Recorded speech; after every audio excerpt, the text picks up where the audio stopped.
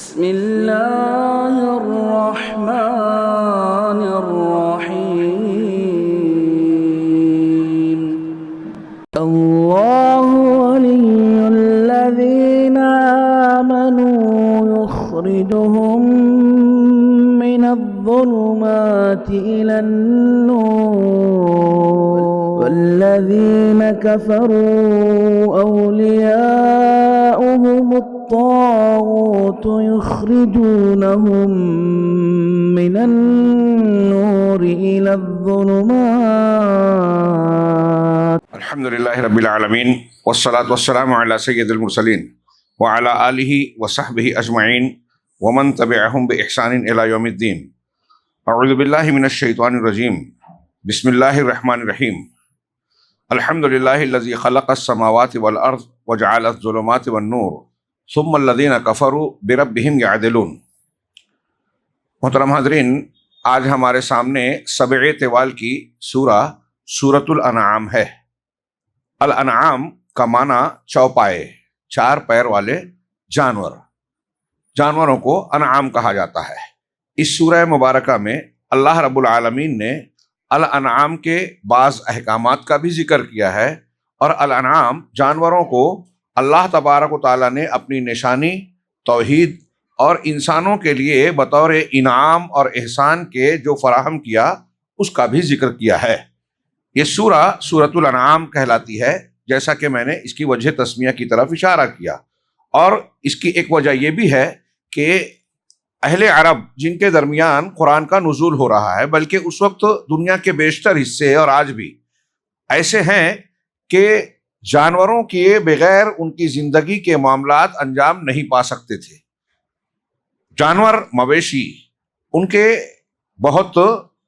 کی دولت تھی، زندگی کا ایک قیمتی سرمایہ تھا۔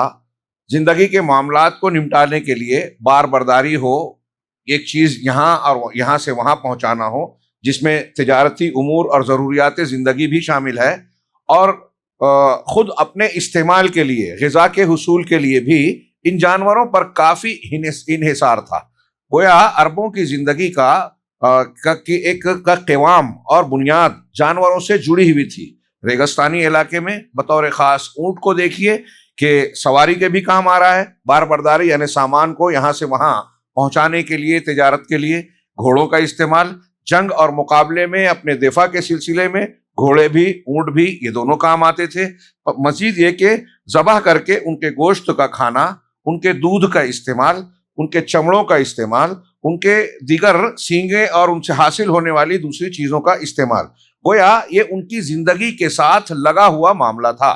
اللہ رب العالمین نے جانوروں کا گویا اس تذکرہ کر کے، اس سورہ کا یہ نام رکھ کے اس بات کا احساس دلایا کہ تمہاری زندگی کی یہ انتہائی اہم اور ضروری چیز اللہ رب العالمین نے فراہم کی ہے۔ یہ اللہ تبارک و تعالیٰ کا انعام ہے اور تمہارے لیے نشانی ہے، اللہ تبارک و تعالیٰ کے شکر گزاری کو دعوت دینے والی ایک کھلی نشانی ہے، جو تمہاری زندگی کے ساتھ ساتھ چلتی ہے، بلکہ تمہاری زندگی اس کے بغیر آسانی سے گزر ہی نہیں سکتی۔ اللہ تبارک و تعالیٰ نے اس سورے میں گویا اسے بطور علامت اور رمز کے پیش کیا، اس لیے اس کا نام یہ رکھا گیا تاکہ اس کی طرف اشارہ ہو جائے کہ جس آدمی کا عقیدہ اور عمل باہم متضاد ہے، گویا وہ اللہ تبارک و تعالیٰ کی اس نعمت کی قدردانی نہیں کر رہا ہے۔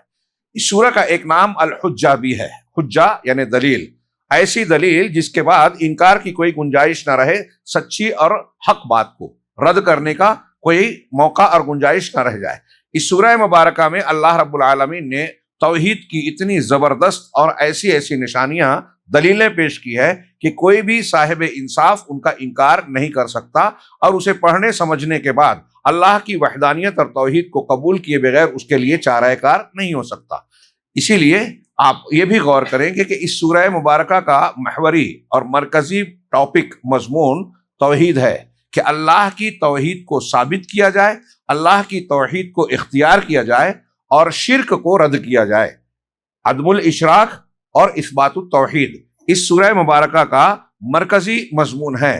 شروعات ہی اللہ رب العالمین نے اس سورہ مبارکہ کی اور یہ بھی ایک بات کا اشارہ کر دوں کہ مکہ میں نازل ہونے والی صورتیں، رسول اللہ صلی اللہ علیہ وسلم کے مکی دور میں جو صورتیں نازل ہوئی ہیں عام طور سے وہ مختصر اور چھوٹی ہوتی تھی. یہ پہلی صورت ہے جو مکی ہے اور طویل صورت ہے. اس کے بعد بعض سورہ توبہ وغیرہ جو آج تلاوت کی گئی، یہ بھی بعد میں نازل ہوئی آخر میں. پہلی مطول صورت ہے جو مکہ میں نازل ہوئی. اس کا آغاز ہی اللہ رب العالمین نے اس فرمان سے کیا، الحمدللہ الذی خلق السماوات والارض وجعل الظلمات والنور ثم الذین کفروا بربہم یعدلون. تمام تعریف اللہ کے لیے ہے. حمد اور ثنا ستائش کا تنہا مستحق صرف اللہ ہے. ساری خوبیاں، ساری تعریف اسی کے لیے ہے، اس لیے کہ ساری صفات کمال اس کے اندر بدرجہ اتم موجود ہیں. تمام تعریف اللہ کے لیے ہے. ایسے تو اس کی تعریف اس اعتبار سے کہ وہ ساری چیزوں کا خالق و مالک ہے. یہاں کچھ بطور خاص بعض دلیل کے طور پر خاص چیزوں کا ذکر کیا. الذی خلق السماوات والارض، جس نے آسمانوں اور زمین کو پیدا کیا. عام طور سے آپ دیکھیں گے کہ قرآن کریم میں اللہ رب العالمین کی تخلیق ربوبیت کے ضمن میں اور دلائل کے باب میں آسمانوں اور زمین کا بہت جگہ تذکرہ ملتا ہے. اس کی وجہ جو سمجھ میں آتی ہے کہ یہ دو ایسی مخلوق ہے، ایسی چیزیں ہیں کہ دنیا کے کسی بھی خطے حصے میں بسنے والا انسان ہو، ان دونوں چیزوں کو اپنی کھلی آنکھوں سے ہمہ وقت دیکھ رہا ہے. اوپر آسمان، اور جہاں چلتا پھرتا ہے، جہاں بستا ہے، جہاں اس کی غذائیں مل رہی ہیں وہ زمین ہے. تو زمین اور آسمان کو ہر جگہ دیکھ رہا ہے، اور ان دونوں کے تعلق سے اگر وہ تھوڑا سا بھی غور کرے تو اس کی عقل اس بات کی گواہی دے گی کہ اس زمین و آسمان کو ہمارے ارد گرد موجود لوگ تو پیدا کرنے والے ہیں ہی نہیں، کیونکہ یہ ان کے پیدا ہونے سے پہلے ہیں. جن لوگوں کو پیدا کیا، کہ جن لوگوں کو دنیا میں پوجا جاتا ہے اللہ کے سوا، دیوی دیوتا ہوں، مظاہر قدرت ہوں، انبیاء اولیاء صالحین ہوں، یہ سارے کے سارے تو خود مخلوق ہیں. یہ بعد میں پیدا ہوئے، ان سے پہلے سے آسمان اور زمین موجود ہے. اور پھر ان کی زندگی میں ان کی قوت و طاقت اور قدرت دیکھتے ہوئے یہ کہا ہی نہیں جا سکتا، مانا ہی نہیں جا سکتا کہ یہ لوگ آسمان و زمین کو پیدا کرنے والے ہو سکتے ہیں. یہ آئے، ان سے پہلے سے تھا. یہ ان میں سے اکثر جو ہیں بہت سارے اولیاء صالحین آئے اور گزر گئے. یہ گزر گئے اور یہ آسمان اور زمین اور یہ نظام قائم ہے. اس کا مطلب ان کو چلانے والا کوئی اور ہے. چنانچہ یہ اتنی کھلی ہوئی دلیل ہے، جیسے آپ مثال کے طور پہ سورہ ابراہیم کی آیت کریمہ دیکھیے کہ قالت رسولہم، قوموں کے رسولوں نے ان سے کہا، افی اللہ شک فاطر السماوات والارض، کیا اللہ کے بارے میں شک ہے؟ اللہ کے بارے میں یہ لوگ شک کر رہے ہیں یا کوئی شک شبے کی گنجائش ہے؟ کون اللہ؟ فاطر السماوات والارض، وہ جو آسمانوں اور زمین کا پیدا کرنے والا ہے. ہر انسان، موٹی عقل والا، چھوٹی عقل والا، گہرائی والا، دانشمندی والا دیکھ سکتا ہے کہ آسمان اس کے سر پر ہے، قائم ہے. اس میں بار بار نگاہ دوڑائے، کوئی عیب کوئی فطور نہیں. قرآن نے کہا. اب اس آسمان کو کس نے پیدا کیا؟ یہ تو بالکل کھلا ہوا عقلی فتویٰ ہے. عقل کا فیصلہ ہوگا کہ دنیا میں کوئی بھی چیز جو وجود میں آئی ہے بغیر وجود دینے والے کے موجد کے ہو ہی نہیں سکتی. یہ ایک چھوٹا سا ٹکڑا میرے ہاتھ میں جو ہے، اگر یہ بھی کوئی کہے کہ خود سے بن گیا، کسی نے بنایا نہیں، تو کوئی بھی عقل والا تسلیم نہیں کرے گا. اتنی چھوٹی سی چیز، یہ ٹیبل، یہ کرسی، یہ سر پہ رکھی ہوئی ٹوپی، یہ بدن پر کپڑا، اسے اگر کوئی کہے کہ خود سے بن گیا، خود سے کٹ گیا، خود سے سل گیا، کوئی نہیں مانے گا. تو پھر یہ کیسے مانا جا سکتا ہے کہ یہ آسمان یہ خود سے بن گیا، یہ زمین خود سے بن گئی؟ اس آسمان و زمین کے درمیان چلنے والا نظام اور اس کی تدبیر خود سے ہو رہی ہے؟ ہو ہی نہیں سکتا. عقل، اگر کوئی شخص عقل رکھتا ہے تو وہ اس کا انکار کر ہی نہیں سکتا.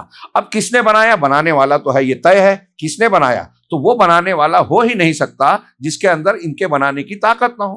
اب جن لوگوں کو آسمان و زمین میں دنیا میں پوجا پاٹا جاتا ہے، عبادت کی جاتی ہے، آپ ان پر غور کیجئے. اللہ کے سوا کوئی بھی ہے؟ قرآن نے چیلنج کر کے کہا کہ آسمانوں کے اللہ کے سوا جن کی عبادت کی جاتی ہے وہ سب مل کر بھی، اکیلے چھوڑیے، سب مل کر بھی ایک مکھی پیدا نہیں کر سکتے. جو مکھی نہیں پیدا کر سکتے وہ آسمان اور زمین پیدا کر سکتے ہیں کیا؟ اب انسان موٹی عقل سے غور کرے. اللہ نے جو ارشاد فرمایا، اللہ کے بارے میں شک جو آسمانوں اور زمین کا پیدا کرنے والا ہے. آسمان اور زمین ہے تو اس کا پیدا کرنے والا بھی ہے، اور اس کا پیدا کرنے والا سوائے اللہ کے کوئی ہو ہی نہیں سکتا. اللہ رب العالمین کی حمد و ثنا، قدرت، قوت اور جو صفات بیان کی جاتی ہیں، صرف وہی اس لائق ہے کہ بناوے، باقی کوئی ہو ہی نہیں سکتا. تو اللہ تعالیٰ کے بارے میں اس طرح شک کی کوئی گنجائش رہتی ہی نہیں ہے، کیونکہ اگر کوئی اللہ کے بارے میں شک کر رہا ہے تو وہ اس بارے میں شک کر رہا ہے کہ آسمان ہے یا نہیں ہے، زمین ہے یا نہیں ہے، میں آپ ہیں یا نہیں ہے۔ اگر ہم ہیں، اگر زمین ہے، اگر آسمان ہے، تو ان کو وہ پیدا کرنے والا بھی ہے، اور اس کا پیدا کرنے والا سوائے اللہ کے کوئی ہو ہی نہیں سکتا، کیونکہ کوئی مکھی بھی نہیں بنانے والا۔ جب ان کی طاقت ہی نہیں ہے تو ان چیزوں کو کیسے بنا سکتے ہیں؟ تو وہ پروردگار آسمان اور زمین کا بطور خاص ذکر کیا، یعنی یہ اہم مخصوص نعمت کی مخلوقات ایسی ہیں جو ہر جگہ انسان کو دکھائی دے رہی ہیں اور دعوت غور و فکر دے رہی ہیں، توحید کا اعلان کر رہی ہیں۔ چنانچہ اللہ نے فرمایا کہ تمام تعریف اللہ کے لیے ہے جس نے آسمانوں اور زمین کو پیدا کیا، وجعل الظلمات والنور، اور ظلمات اور نور، تاریکیوں کو، اندھیروں کو، اور نور یعنی اجالے اور روشنی کو پیدا کیا۔ اب اندھیرے اور روشنی یہ معنوی بھی ہو سکتے ہیں اور حسی بھی۔ حسی جس کو ہم محسوس کرتے ہیں، جیسے دن کا اجالا، رات کا اندھیرا، سورج اور چاند کی روشنی، یہ حسی نور اور حسی اندھیارے ہیں۔ اور معنوی میں کفر، شرک، شک و شبہ، غفلت اور دیگر ایسی چیزیں جو گناہوں کی ہیں، نافرمانیوں کی ہیں، یہ معنوی اندھیرے ہیں۔ شرکیات کی جتنی شکلیں ہیں، گمراہی کے جتنے مذاہب ہیں، وہ سب الظلمات ہیں، اسی لیے جمع بھی ہے۔ دنیا میں جتنے باطل مذاہب ہیں، جتنے باطل مسلک ہیں، سب الظلمات میں داخل ہیں۔ اس نے تاریکیاں بھی پیدا کی، تو رات کا اندھیرا اس نے بنایا، جہالت کا اندھیرا اس نے بنایا۔ جہالت بھی ایک اندھیرا ہے، شرک اور کفر بھی اندھیرا ہے، ظلم و زیادتی بھی اندھیرا ہے، شک شبہ بھی اندھیرا ہے، غلط مذہب اور غلط مسلک بھی ایک اندھیرا ہے۔ اس نے ان ظلمات کو پیدا کیا اور نور کو پیدا کیا، یعنی علم کو پیدا کیا، اطاعت کو پیدا کیا، ایمان کو پیدا کیا، اللہ تبارک و تعالیٰ اور رسولوں کی تعلیمات کو پیدا کیا، ہدایت کو پیدا کیا۔ ساری چیزیں اللہ کی بنائی ہوئی ہے۔ وجعل الظلمات والنور، وثم الذین، اب اتنی واضح چیزیں ہیں، آسمان، زمین، روشنی اور اندھیرا، ایک مادی طور سے، اور ایک ہمارے زندگی میں دنیا میں ہم دیکھ رہے ہیں، روشنی اور اندھیرا، اجالا اور اندھیارا، یہ چیزیں توحید کی دعوت دے رہی ہیں۔ اللہ نے فرمایا ثم الذین کفروا، پھر بھی دلیلیں اتنی صاف ہے، حق اتنا واضح ہے، پھر بھی جن لوگوں نے کفر کیا وہ اپنے پروردگار کے برابر دوسروں کو قرار دیتے ہیں۔ یعدلون، برابر کرتے ہیں۔ برابر کس چیز میں؟ عبادت میں، کس چیز میں؟ تعظیم میں۔ ورنہ یہ کافر جن کا تذکرہ ہو رہا ہے، یہ تسلیم کرتے تھے کہ ربوبیت میں، کائنات کو بنانے میں یہ معبودان اللہ کے برابر نہیں ہے۔ اللہ اپنے کمالات میں اکیلا ہے، تنہا ہے۔ یہ مشرکین مکہ جن کے بارے میں اللہ تعالیٰ کہہ رہا ہے وہ بھی مانتے تھے، تو وہ ربوبیت میں اللہ کے برابر اپنے معبودان باطلہ کو نہیں سمجھتے تھے، لیکن اللہ کی عبادت اور اللہ کی تعظیم جیسی ہونی چاہیے، اللہ سے جیسی محبت ہونی چاہیے، اللہ سے جو خوف ہونا چاہیے، وہ اپنے معبودوں کی طرف بھی پھیرتے تھے۔ یہ پہلی آیت ہے، اور اس کی شروعات میں ہی اللہ تبارک و تعالیٰ نے توحید کی اتنی بھرپور تعلیم دی، اور آخر میں بھی اس سورہ مبارکہ میں اللہ تبارک و تعالیٰ نے اپنے نبی کی توجیہ کی اس جانب توجہ دلائی کہ یہ عجیب و غریب مفارقت توحید کے ہوتے ہوئے، دلیلوں کے ہوتے ہوئے، اس کی مخالفت اختیار کرتے ہوئے آدمی کس طرح توحید کے خلاف جا سکتا ہے۔ چنانچہ اللہ تعالیٰ نے اپنے رسول سے کہا کہ لوگوں سے پوچھئے، قل اغیر اللہ ابغی ربا وہو رب کل شیء، آپ ان سے کہیے کہ کیا میں اللہ کے علاوہ کسی اور کو رب بناؤں چاہوں؟ ابغی، چاہنا، کیا میں کسی اور رب کو چاہوں؟ وہو رب کل شیء، جبکہ وہ ہر چیز کا مالک اور پروردگار ہے، اس ساری کائنات کا بنانے والا، چلانے والا۔ اور پوری سورہ مبارکہ میں توحید کی بہت بھرپور دلیلیں، ان سب دلائل کے ہوتے ہوئے اس رب کو جو حقیقت میں دلائل کی بنیاد پر، عقل و دانش کی بنیاد پر، ہر اعتبار سے فطرت کہہ رہی ہے کہ عبادت کے لائق وہی ہے، کائنات کا نظام چلانے والا وہ ہے، تو وہ رب ہے۔ کسی اور کو میں رب چاہوں؟ ساری چیزوں کا مالک وہ ہے، کسی اور کو اس معاملے میں مالک بنا لوں؟ کیسے ہو سکتا ہے دنیا میں؟ آپ دیکھیے کہ اگر کوئی شخص، جیسے آپ کے والد ہیں، آپ اپنے والد کو سارے دلائل موجود ہوں، قرائن موجود ہوں، شواہد موجود ہوں، آپ کہیں کہ میں ان کو نہیں، ان کو ابا بولوں گا، یہ ایک چھوٹی سی مثال پوری مطابقت نہیں رکھتی سمجھانے کے لیے کہ اپنے باپ کو باپ نہ کہہ کے اگر کوئی کسی اور کو باپ کہے، یا یہ کہے کہ یہ بھی ابا اور یہ بھی ابا، تو کہے گا کہ یہ اپنے ماں باپ دونوں کو گالی دے رہا ہے، دونوں کی حق تلفی کر رہا ہے۔ یہ تو ایک چھوٹا سا نمونہ ہے ربوبیت کا، والدین کا۔ اللہ تبارک و تعالیٰ کی ربوبیت جو ہے اس میں تو کوئی شریک بھی نہیں ہے، خود ماں باپ کو بھی دینے والا وہی ہے۔ یعنی اس آیت میں اللہ نے کہا کہ نبی صلی اللہ علیہ وسلم پوچھئے کہ میں کیسے اللہ کے علاوہ کسی اور کی عبادت کروں جبکہ وہ آسمان زمین اور پوری کائنات کا مالک ہے، پوری کائنات کا نظام چلا رہا ہے۔ اس میں اللہ تبارک و تعالیٰ کی وحدانیت کا کھلا اس بات ہے، اور اس بات کا اعلان ہے کہ عبادت کے لائق اکیلا صرف اللہ تبارک و تعالیٰ ہی ہے۔ اس سورہ مبارکہ میں اللہ نے 3 قسم کے لوگوں کو، انسانوں کی 3 کیٹیگریز کو خطاب کیا ہے۔ پہلا، نمبر 1، الملحدین والمادین منکری الوجود، منکری وجود اللہ۔ وہ ملحدین، الحاد کہتے ہیں بے دینی کو، اللہ کا انکار کرنے والوں کے لیے یہ الحاد ہوتا ہے مائل ہو جانا، حق سے پھر جانا۔ اس کا استعمال بے دین اور ایسے بے دینوں کے بارے میں استعمال ہونے لگا ہمارے اردو میں بھی، جو اللہ کا خالق و مالک کا انکار کرتے ہیں۔ تو ملحدین اور مادیین جو اللہ کے وجود کا ہی انکار کرتے ہیں، ایک ان سے خطاب کیا ہے، اور ایسے لوگ بہت کم رہے ہیں کائنات میں، تاریخ میں۔ دوسرے، عباد الاصنام یعنی بت پرست، جو بتوں کی پرستش کرتے رہے۔ تیسرے، اللہ پر ایمان رکھنے والے عقیدے کے اعتبار سے تو اللہ کو مانتے ہیں، لیکن انہوں نے اللہ کی توحید کو اپنی زندگی میں سلوک اور عمل کے اعتبار سے نافذ نہیں کیا، توحید کے تقاضے کو اختیار نہیں کیا۔ اور یہ ساری جو اس میں ایسے مومنوں کے ساتھ خطاب ہے، یہ اس بات کی تعلیم دیتی ہے کہ ہمارے عقیدے کو کلی طور سے زندگی کے ہر گوشے میں اپنا اثر رکھنا چاہیے یا اس کو اختیار کرنا چاہیے۔ یہ اس زمانے کے لوگوں کے ساتھ قیامت تک کے معاشروں کو خطاب کر رہا ہے اللہ تبارک و تعالیٰ، جو اللہ کا انکار کرتے ہیں، وجود کو نہیں مانتے، وہ جو شرک کرتے ہیں، بت پرستی کریں یا کسی اور غیر اللہ کو پوجیں، یا تیسرا وہ شکل جو ہم اور آپ جیسے دعوے دار ہیں مسلمان ہونے کے، اسلام اور ایمان کا، توحید کو ماننے کا دعویٰ تو کر رہے ہیں، لیکن ان کی زندگی میں، اعتقادات میں، باتوں میں، معاملات میں توحید کے اثرات نہیں ہیں۔ تو اللہ تعالیٰ اس سورہ مبارکہ میں ان کو بھی خطاب کر کے جھنجھوڑ رہا ہے کہ توحید کو اپنی زندگی میں پورے طریقے سے اختیار کیا جائے، جنت میں جانے کے لیے ضروری ہے۔ یہ سورہ مبارکہ دعوت کے اصولوں کے گرد بھی گفتگو کرتی ہے، یعنی الوہیت، وحی، رسالت اور بعث و جزا۔ اللہ تبارک و تعالیٰ کی ہی عبادت کی جائے، اور وحی و رسالت پر ایمان رکھا جائے، اسی کو قانون مانا جائے جو اللہ نے اتارا، جو رسول نے بتایا، اور بعث و جزا یعنی دوبارہ زندہ کیا جانا ہے، اور اللہ تبارک و تعالیٰ اچھوں کو اچھا اور بروں کو برا بدلہ دے گا۔ یہ مضمون اس سورہ مبارکہ میں جو دعوت کے بنیادی عناصر ہے، ایک انسان کے سدھارنے کے لیے یا اس کے دین کی عمارت کو قائم کرنے کے لیے، یہ عناصر انتہائی ضروری ہے جو اس سورہ مبارکہ میں بیان کیے گئے ہیں، جیسا کہ عام طور سے مکی صورتوں میں آپ کو یہ مضمون ملے گا۔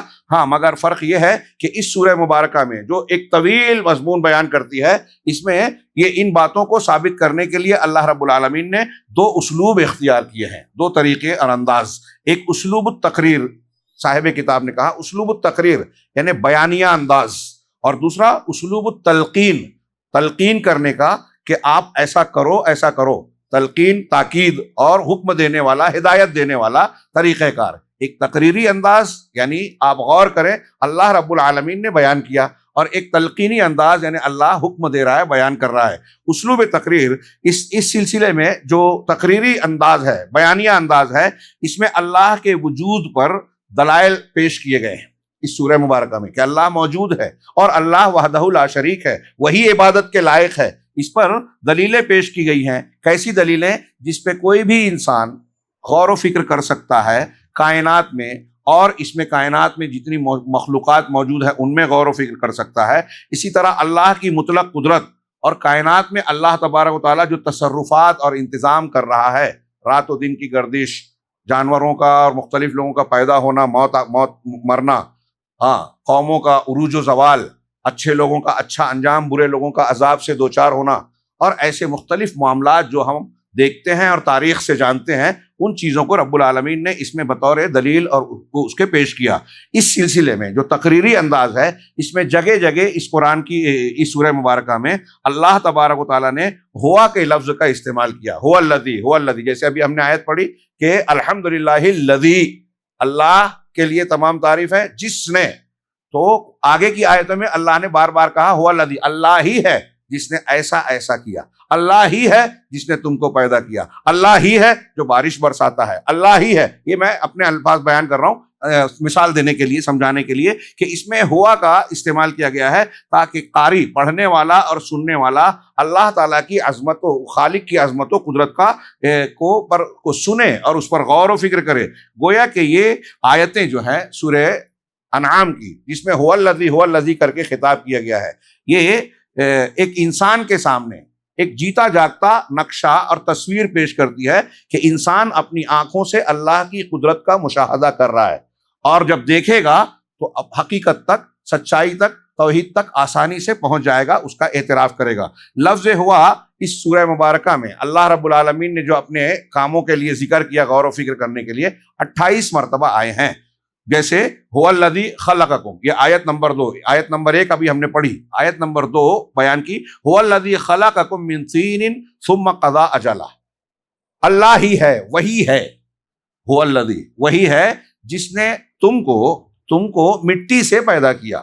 اس کا 2 معنی اہل علم نے بیان کیا، ایک تو یہ کہ آدم علیہ السلام سے نسل چلی انسانوں کی، اور اللہ نے آدم علیہ السلام کا ڈھانچہ یا جسم مٹی سے بنایا۔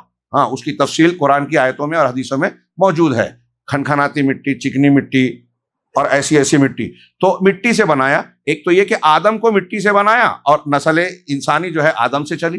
دوسرا معنی یہ کہ ہم جو غذا کھاتے ہیں وہ غلوں سے، بیج سے، یا جیسے گیہوں، چاول، باجری، جو بھی چیزیں پیدا ہوتی ہے زمین سے، پھل پھول، پیڑ پودے، وہ زمین سے پیدا ہوتی ہیں۔ وہ بیج مٹی میں ملتا ہے، اس کو پانی، سورج کی روشنی بعد میں ملتی ہے، سورج کی روشنی، اسی کے ساتھ ساتھ مٹی میں موجود جو معدنیات ہیں، نمکیات ہیں، اور بہت سارے اجزاء جس کے آج آپ اگر بایولوجی یا کیا بولتے وہ باٹنی والوں سے، نباتات اور اس کے نباتات کے ماہرین سے پوچھے جو سائنس پڑھتے ہیں، تو آپ کو پتہ چلے گا کہ بہت سارے اجزاء زمین میں ہوتے ہیں جو اپنے اجزاء سے مل کر اس بیج کو قوت دیتے ہیں، اس کے اندر مختلف قسم کے اجزاء شامل کرتے ہیں، اور وہی اناج کی شکل میں جب پیدا ہوتا ہے تو وہ اجزاء اس میں موجود ہوتے ہیں، وہ معدنیات، ہاں، وہ نمکیات اور وہ پروٹینیات اور جو بھی چیزیں ہوتی ہیں، وہ ساری چیزیں ہمارے جسم کی ضرورت ہیں، وہ دانے کی شکل بن کے ہمارے لیے، ہمارے غذا کے لائق بنتے ہیں، قوت والی، ضرورت والی، بیماریوں سے بچانے والی، اور جب ہم اسے کھاتے ہیں تو ہمارے بدن میں اسی سے خون بھی بنتا ہے، اسی سے نطفہ بھی بنتا ہے، وہ نطفہ کہ جب مادر رحم میں جاتا ہے تو اسی کے کیڑے سے بچے استقرار حمل ہوتا ہے اور بچے کی ولادت ہوتی ہے۔ تو جو غذا جس سے نطفہ بنتا ہے اور بچہ پیدا ہوتا ہے، وہ نطفہ اصل میں مٹی سے ہی تشکیل پاتا ہے، بنتا ہے۔ تو ایک معنی یہ بھی ہوا کہ اللہ کہہ رہا ہے کہ ہم نے تم کو مٹی سے پیدا کیا، ثم قضى اجلا، پھر اللہ نے ایک زندگی کی ایک مدت متعین کی۔ ایک انسان پیدا ہونے کے بعد موت تک جو وقت گزارتا ہے وہ اللہ کا مقررہ وقت ہے، ہر انسان کی مقررہ مدت ہے زندگی کی، اس کو اجلن کہا۔ وَأَجَلٌ مُّسَمًّى عِندَهُ، اور پھر ایک دوسرا معین وقت اس کے پاس ہے، یعنی مرنے کے بعد سے لے کر دوبارہ جی کر اٹھانے کے لیے، یعنی قیامت کے دن دوبارہ زندہ کرنے والی مدت۔ تو ایک مدت وہ ہے کہ ہم ماں کے پیٹ سے پیدا ہونے کے بعد زندگی گزار رہے ہیں، یہ اجل ہے۔ پھر اس کے بعد اجل مسمى، متعینہ مدت، مرنے کے بعد دوبارہ قیامت جب واقع ہوگی تو قبروں سے اٹھائے جائیں گے۔ ثم انتم تنظرون، پھر بھی تم لوگ شک کر رہے ہو کہ دوبارہ اٹھائے جاؤ گے، یا اللہ رب العالمین کی قدرت میں یہ ہے کہ نہیں ہے؟ جس نے پہلی مرتبہ بنایا اسے لیے دوسری مرتبہ پیدا کر دینا کون سی بڑی بات ہے؟ یہ آیت نمبر 2 تھی۔ آیت نمبر 3 میں اللہ نے فرمایا وَهُوَ اللَّهُ فِي السَّمَاوَاتِ وَفِي الْأَرْضِ، وہ وہی اللہ ہے آسمانوں میں بھی اور زمین میں بھی۔ اب یہاں بھی میں سوچتا ہوں کہ سرسری گزر جاؤں، لیکن دل نہیں مانتا، ظلم لگتا ہے، اور اس لیے بھی کہ جب کسی آیت کے یا قرآن و حدیث کے ضمن میں کوئی گمراہی پھیلائی جا رہی ہے تو وہاں ضروری محسوس ہوتا ہے کہ متنبہ کر دیا جائے۔ کچھ لوگ اس آیت کریمہ سے بھی وحدت الوجود یا یہ کہ اللہ تعالیٰ اپنی ذات کے ساتھ ہر جگہ ہے، یہ ثابت کرنے کی کوشش کرتے ہیں، جبکہ یہ معنی جیسا کہ میں پہلے بھی بتا چکا ہوں انتہائی غلط ہے۔ وحدت الوجودی، حلولی یا اہل تصوف کا یہ عقیدہ کہ اللہ ہر جگہ ہے، آپ جب ان سے بحث کریں گے تو عجیب عجیب فلسفیانہ گفتگو کریں گے، قرآن سے اور اس سے استدلال کریں گے، جس میں سے ایک آیت یہ بھی ہے کہ اللہ آسمانوں میں بھی ہے، زمین میں بھی ہے، وَهُوَ اللَّهُ فِي السَّمَاوَاتِ وَفِي الْأَرْضِ۔ یہ اس کا معنی ہی نہیں ہے، قرآن کا اگلا جملہ بھی اس کا اشارہ کر رہا ہے، اور صحابہ سے لے کر آج تک تمام معتمد مفسرین نے اس کا یہ معنی بیان ہی نہیں کیا، بلکہ یہ ایک معنی، کئی معنی بیان کیا۔ اس کا ایک معنی یہ ہے کہ آسمانوں میں بھی اللہ کو اللہ پکارا جاتا ہے اور زمینوں میں بھی، ایک، اور دوسرا یہ کہ اللہ بمانا یہ کہ جو عبادت کے لائق الہ ہے، آسمانوں میں بھی اللہ کی عبادت ہوتی ہے اور زمین میں بھی عبادت کے لائق وہی ہے، ہر جگہ وہی ہے۔ آسمانوں میں بھی اس کا قانون چلتا ہے، زمین میں بھی اسی کا قانون چلتا ہے، آسمان میں بھی اسی کی تدبیر، اسی کی حکمرانی، اسی کا اختیار ہے، زمین میں بھی حقیقت میں سارا اختیار اسی کے ہاتھ میں ہے، اسی لیے وہی اللہ ہے، تو ہر جگہ اس کا اختیار ہے، اس کی قدرت ہے، وہ عبادت کے لائق ہے، یہ معنی ہے اس کا۔ آگے جملہ اس کا ہے یعلم سرکم وجہرکم ویعلم ما تکسبون، تمہارے چھپی ہوئی باتوں کو اور تمہارے راز کو، تمہارے راز اور چھپی ہوئی باتوں کے ساتھ ساتھ تمہارے ظاہر اور کھلی ہوئی باتوں کو بھی وہ جانتا ہے، اور جو تم کرتے ہو، کماتے ہو، تمہاری کارستانیاں کیا کیا تم کرتے ہو، تنہائی میں کرتے ہو، اندھیرے میں کرتے ہو، مجلسوں میں کرتے ہو، چھپ چھپا کر کرتے ہو، موبائل پہ کرتے ہو، کہیں اور کرتے ہو، کوئی جانے نہ جانے، اللہ تمہاری کرتوتوں کو جانتا ہے۔ وہ اللہ ہو، یہاں دیکھیے وہ اللہ ہے، وہ الذی، اس طرح یہ دوسرا تھا وہ، اور تیسری آیت نمبر 13 میں اللہ نے فرمایا وَلَهُ مَا سَكَنَ فِي اللَّيْلِ وَالنَّهَارِ وَهُوَ السَّمِيعُ الْعَلِيمُ، اور اللہ ہی کی ملک میں ہے، اس کی ملکیت اور اختیار میں ہے وہ سب کچھ جو رات میں ہے اور دن میں رہتا ہے، رات سکنا رہتا ہے، سکونت اختیار کرتا ہے، تو رات کی حالت میں اور دن کی حالت میں، کائنات میں جہاں بھی اندھیرا اجالا ہو رہا ہے، اس اندھیرے اجالے میں جو کچھ ہے، جو کچھ رہتا ہے، سب اللہ ہی کے اختیار میں ہے، اللہ ہی کے زیر ملکیت ہے۔ کتنی بڑی بات ہے اور کتنی واضح توحید کی دلیل ہے۔ آگے آیت نمبر 14 ہے قل اغیر اللہ اتخذ ولیا فاطر السماوات والارض، آپ کہیے کہ کیا میں اللہ کے علاوہ کسی اور کو اپنا ولی، کارساز، آقا بناؤں، ہاں، جو کہ آسمانوں اور زمین کا پیدا کرنے والا ہے، آسمان اور زمین کا پیدا کرنے والا ہے۔ اب اللہ پیدا کرنے والا ہے، اور جن کو کسی اور کو بنائیں گے وہ کیا ہے، وہ کیا پیدا کرنے والے ہیں؟ تو جس نے کچھ پیدا نہیں کیا اور جو پیدا کر بھی نہیں سکتا بلکہ خود مخلوق ہے، وہ، اور وہ جس نے سب کو پیدا کیا، ساری مخلوقات کا خالق ہے، اور اس کو کسی نے پیدا نہیں کیا، دونوں برابر کیسے ہو سکتے ہیں؟ تو آپ کہیے کہ میں کسی اور کو اپنا ولی، اپنا نگہبان بناؤں؟ ہاں، فاطر السماوات والارض، جبکہ وہ آسمانوں زمینوں کا پیدا کرنے والا ہے، وَهُوَ يُطْعِمُ وَلَا يُطْعَمُ، جبکہ وہ کھلاتا ہے، وہ کھلاتا ہے اور وہ کھاتا نہیں ہے، اور کھلایا نہیں جاتا، اس کی ضرورت بھی نہیں ہے، ہاں، اس کی ضرورت بھی نہیں ہے۔ یہ چھوٹی بات نہیں ہے، بہت بڑی دلیل ہے۔ حضرت عیسیٰ علیہ السلام، شاید اسی میں یا پیچھے کسی صورت میں آیت ہے کانا یاکلان الطعام، حافظ صاحب کے سورہ مائدہ میں یا سورہ نساء میں، مائدہ میں ہم پڑھ چکے، سورہ مائدہ کل، اس میں ایک دلیل دی اللہ رب العالمین نے۔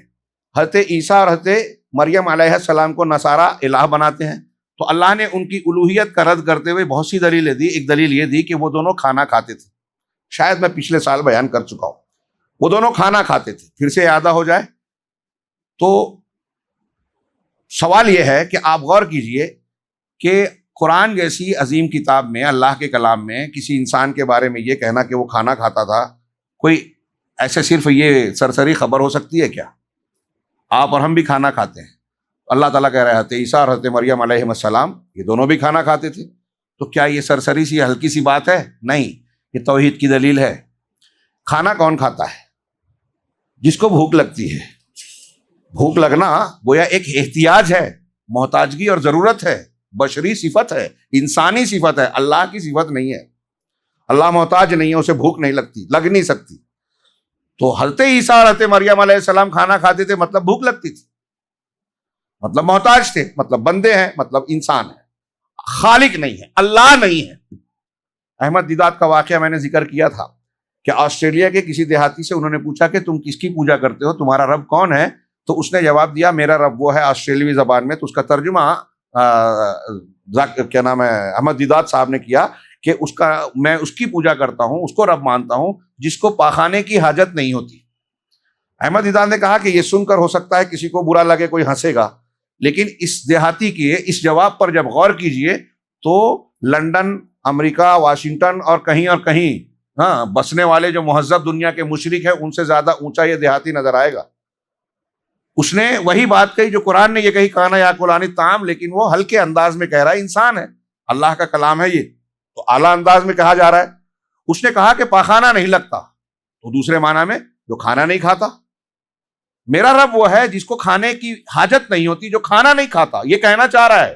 اور اس نے دوسرا کہا کہ جس کو جو کھائے گا تو اس کو پاخانے کی بھی ضرورت پڑتی ہے, تو میرا رب وہ ہے جس کو پاخانے کی حاجت نہیں, مطلب کھانے کی بھی ضرورت نہیں. یہ اللہ نے فرمایا وَهُوَ يُطْعِمُ وَلَا يُطْعَمُ, کہ وہ اللہ ہی ہے جو کھلاتا ہے اور کھلایا نہیں جاتا. قُلْ إِنِّي أُمِرْتُ أَنْ أَكُونَ أَوَّلَ مَنْ أَسْلَمَ, آپ کہیے کہ مجھے اس بات کا حکم دیا گیا ہے کہ میں سب سے پہلا شخص بنوں جو تابعداری اور فرما برداری قبول کرے. اور اللہ نے حکم دیا ہے وَلَا تَكُونَنَّ مِنَ الْمُشْرِكِينَ, اور مشرک میں سے ہرگز نہیں بننا. ڈبل تاکید کے ساتھ کہا گیا ہے, مشرکین میں سے ہرگز نہیں بننا. اور آیت نمبر 17 ہے وَإِن يَمْسَسْكَ اللَّهُ بِضُرٍّ فَلَا كَاشِفَ لَهُ إِلَّا هُوَ, اگر اللہ آپ کو کوئی تکلیف پہنچائے, آپ کو بیمار کر دے, آپ کو اولاد سے محروم کر دے, آپ کو کاروبار میں نقصان پہنچا دے, کسی حادثے کا شکار بنا دے, آپ کا پیر ٹوٹ گیا, ہاتھ ٹوٹ گیا, کوئی اور مسئلہ اور مصیبت آ گئی, اگر اللہ تبارک و تعالیٰ تم کو کوئی مصیبت پہنچائے, کوئی تکلیف میں ڈالے, فلا کاشف لہ الا ہو, تو اس تکلیف کو ہٹانے اور دور کرنے والا کوئی نہیں ہے سوائے اس کے. نہ پیر صاحب آپ کو بچا سکتے ہیں, بیماری سے شفا دے سکتے ہیں, نہ کوئی ولی, نہ کوئی نبی پیغمبر, نہ کوئی فرشتہ, نہ کوئی انسان, نہ کوئی حکیم وید اور ڈاکٹر.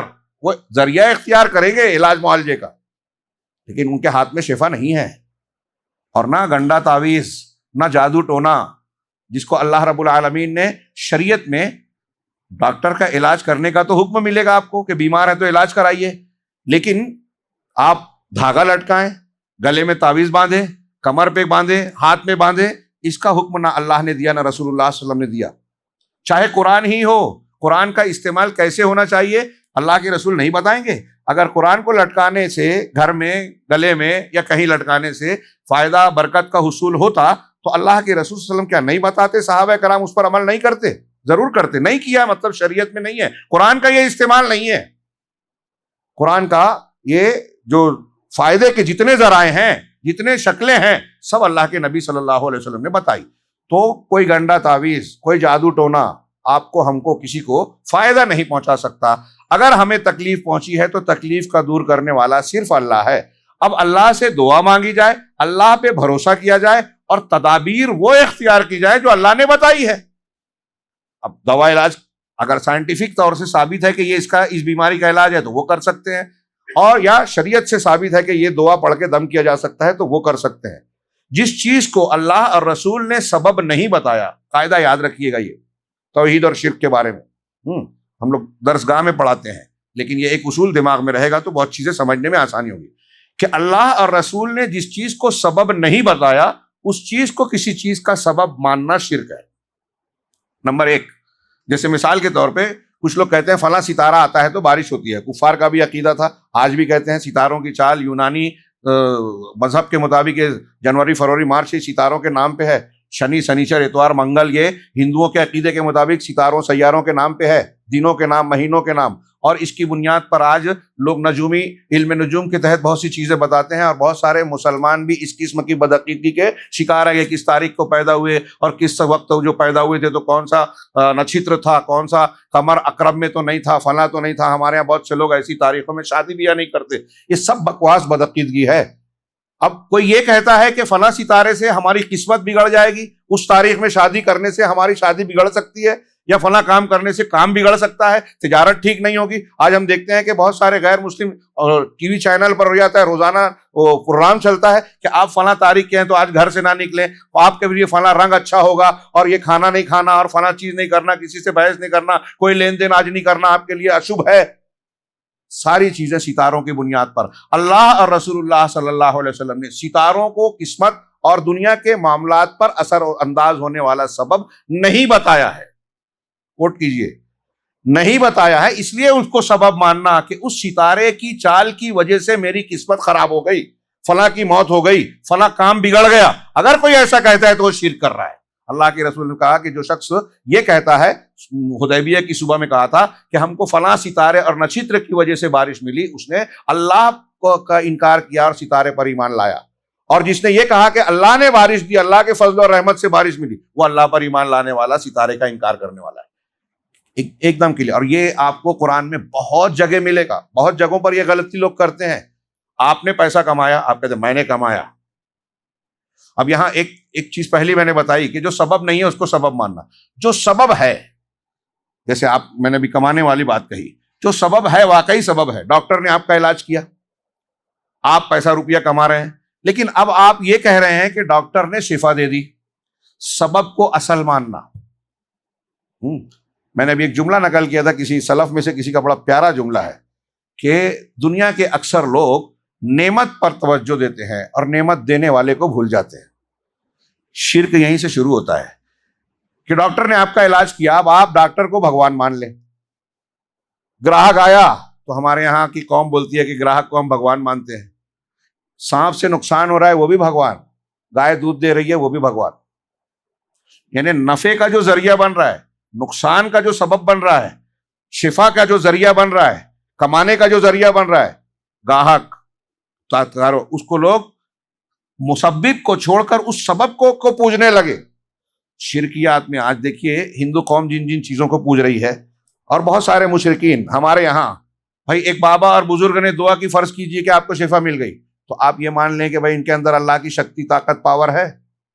جیسا کہ بہت سارے مسلمانوں کا بھی معاملہ ہے کہ کرامت اور معجزہ ان کی طرف منسوب ہو گیا, تو اب ان کو پوجنے لگے کہ ان کے اندر ایسی شکتی ہے کہ وہ کرامت کھیل سکتے ہیں, پہاڑ کو پھینک کر مار سکتے ہیں, دیش میں آ گئے تو دنیا کے کاروبار کو الٹ پلٹ کر سکتے ہیں. ایسا عقیدہ بن جاتا ہے. جی یہ طاقت کسی میں نہیں ہے. ہم قرآن میں بار بار پڑھتے ہیں کہ ساری کائنات کے ملک, تدبیر, سب کچھ اللہ کے ہاتھ میں ہے. اللہ کے سوا جن کو پوجا جاتا ہے وہ ایک کھجور کی گٹلی کے چھلکے کے بھی مالک نہیں ہے. وہ نہ کسی کو دے سکتے ہیں نہ لے سکتے ہیں. کتنی صاف تعلیم ہے, پھر بھی مشرکین کی سمجھ میں نہیں آتی. کوئی کتنا بھی بڑا ہو جائے, اللہ کے اختیارات میں اس کو شرکت, حصے داری حاصل نہیں ہے. قرآن کہتا ہے کہ والذین تدعون من دونہ ما یملکون من قطمیر. قرآن کہتا ہے سورہ بنی اسرائیل میں کہ ایک ذرے کے بھی مالک نہیں ہے اللہ کے سوا جن جن کی پوجا کی جاتی ہے, پوری کائنات کے لوگ. کیا ہے سورہ سبا کی آیت, اس میں دیکھیے کہ نہ کوئی اللہ کے سوا جن کو پوجا جاتا ہے, نہ وہ ذرے کے برابر کسی چیز کے مالک ہیں آسمان زمین میں, نہ ان کی پارٹنرشپ ہے, نہ ان کی مدد ہے اس کی کائنات کو چلانے بنانے میں, اور نہ ہی ان کو سفارش کا خود سے اختیار ہے کہ کسی کی سفارش کر دے جب تک اللہ اجازت نہ دے. صرف ایک آیت جس کی طرف میں نے اشارہ کیا ہے اختصار کی وجہ سے, بہت مختصر میں اگر اس پر غور کر لے تو انتہائی کھل کر یہ مضمون سامنے آ جاتا ہے کہ اللہ تبارک و تعالیٰ کے علاوہ کسی سے مانگنی چاہیے. تو بہرحال میں قاعدہ یہ سمجھا رہا تھا کہ جو سبب نہیں ہے اسے سبب ماننا شرک ہے, اور جو سبب ہے اسے اصل ماننا بھی شرک ہے. اللہ تبارک, جیسے ڈاکٹر سے شفا ملی تو آپ یہ کہیے الحمدللہ اللہ نے فلاں کے ڈاکٹر کے ذریعے سے شفا دے دی. اب دیکھیے وہ وَمِنَ النَّاسِ مَن يَتَّخِذُ مِن دُونِ اللَّهِ اندازہ, سورہ بقرہ کی ایک آیت ہے کہ لوگوں میں کچھ ایسے ہیں جو اللہ کے سوا دوسروں کو ہمسر بناتے ہیں. حضرت ابن عباس اس آیت کی تفسیر میں شرک اصغر کی کئی شکلیں بیان کرتے ہیں, حالانکہ آیت شرک اکبر کے بارے میں, لیکن وہ کہتے ہیں کہ اگر کوئی کہتا ہے کہ میرے گھر میں کتا نہیں ہوتا, بطخ نہیں ہوتی تو چوری ہو جاتی, شرک ہے. نوٹ کیجئے یہ جملہ ہمارے یہاں کتنے لوگ, کتنے توحید کے دعوے دار لوگ بھی کہتے ہیں اس طرح بے توجہی میں کہ کتا نہیں ہوتا تو چوری ہو جاتی, ڈرائیور نے صحیح وقت پر بریک نہ مارا ہوتا تو آج ہم مر جاتے, ایکسیڈنٹ ہو جاتا. آگے پیچھے الحمدللہ بولیے. یہ کہیے کہ اللہ نے توفیق دی, اللہ کی توفیق سے ایسا ہوا, ماشاء اللہ ایسا ہوا. ڈاکٹر وقت پر آیا, دوا دے دی, اللہ نے اسے توفیق دی, ڈاکٹر نے خود نہیں کیا. یہ اللہ تبارک و تعالیٰ ہے جس نے اس کو ڈاکٹر بنایا، یہ اللہ تبارک و تعالیٰ جس نے اس کو آپ کو وقت پر پہنچایا، یہ اللہ تعالیٰ ہے جس نے اس کو صحیح دوا کی تشخیص کی توفیق دی، اصل اللہ ہے، یہ ہمیشہ یاد رکھنا چاہیے۔ تو اللہ تبارک و تعالیٰ نے کہا کہ اگر آپ کو کوئی تکلیف، مصیبت، پریشانی، بیماری آ رہی ہے، ضر کا معنی میں کی تفصیل میں ساری چیزیں آ گئی، کوئی تکلیف مصیبت ہے، فلا کاشف لہ الا ہو، تو اسے دور کرنے والا اس کے سوا کوئی نہیں ہے، اسے دور کرنے والا صرف اللہ ہی ہے۔ فلا کاشف لہ وان یمسسک بخیر، اور اگر اللہ آپ کو کوئی خیر، کوئی بھلائی پہنچائے، فلا فہو علی کل شیء قدیر، تو وہ ہر چیز پر قدرت رکھتا ہے۔ شیخ نے جو میرے سامنے کتاب ہے، اسلوب تقریر میں یہ چند آیتوں کو سورہ انعام کی بطور مثال دیا، پھر آیتوں کے نمبر دیے 18، 19، 59، اس طریقے سے 22 آیتوں کو اور ذکر کیا ہے کہ ان 22 آیتوں میں بھی اللہ تبارک و تعالیٰ نے تقریری انداز میں اپنی توحید کے زبردست اور بھرپور دلائل بیان کیے ہیں، جس پہ ایک آدمی سرسری طور سے بھی غور کرے تو یہ ماننا اس کے لیے یقینی طور سے ضروری سمجھ میں آئے گا، اس کو وہ قبول کرے گا اس کا دل کہ عبادت کے لائق صرف اللہ ہے، اس کائنات کا خالق مالک اللہ کے سوا کوئی ہے ہی نہیں، اور وہ اس کے علاوہ کسی اور کی عبادت کرنا سب سے بڑا جرم ہے، اور جو شخص ایسا کرتے ہوئے مر جائے تو پھر ہماری عقل بھی کہتی ہے کہ وہ اس لائق نہیں ہے کہ معاف کیا جائے، جہنم سے نکالا جائے۔ اللہ رب العالمین سے دعا ہے کہ وہ ہمیں ہر قسم کے شرک سے محفوظ رکھے، ہمیں زندہ رکھے تو توحید پر، موت آئے تو ایمان پر جو خالص توحید والا ایمان ہو۔ اس کے بعد اسلوب تلقین اور اس سورے کے بعض لطائف ہیں، بڑے اہم ہیں، انشاءاللہ کل کے درس میں ہم اس پر نگاہ ڈالیں گے۔ اللہ رب العالمین ہمیں خیر کی توفیق دے، وآخر دعوانا ان الحمد للہ رب العالمین، وصلی اللہ علی نبینا محمد۔